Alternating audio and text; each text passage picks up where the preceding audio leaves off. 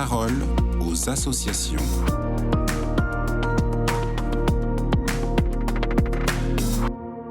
Bonjour Grégoire François Dainville. Bonjour. Vous êtes le directeur général de la Fondation Jérôme Lejeune. En avril 2024, la direction de la Fondation Jérôme Lejeune est partie en Argentine. Pouvez-vous nous raconter ce voyage ?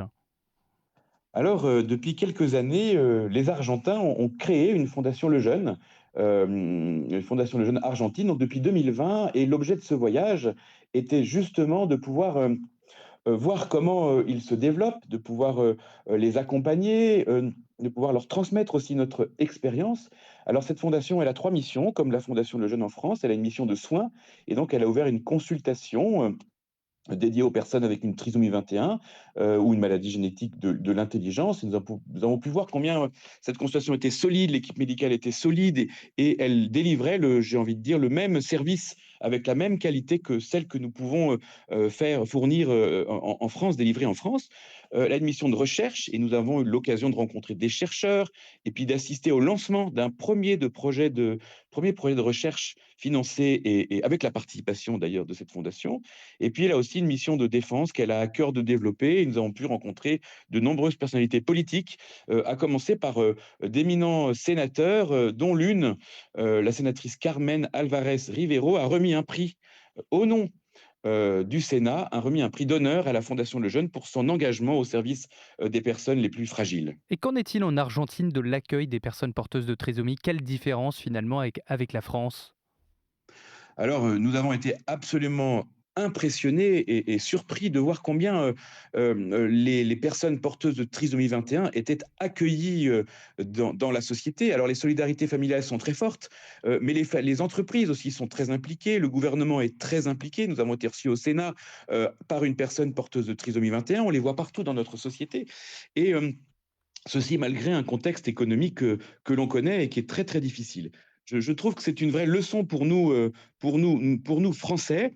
On parle même plus d'inclusion, on parle de vivre ensemble. Donc on est passé à une nouvelle étape.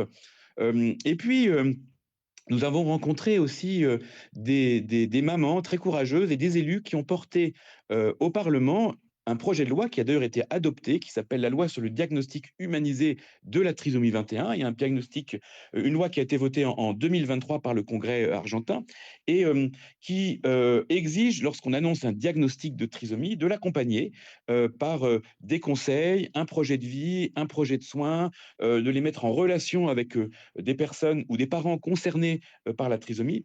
Et vraiment, l'enjeu est de faire que ce diagnostic ne condamne pas, mais au contraire ouvre un projet de vie et mette les parents dans cette espérance.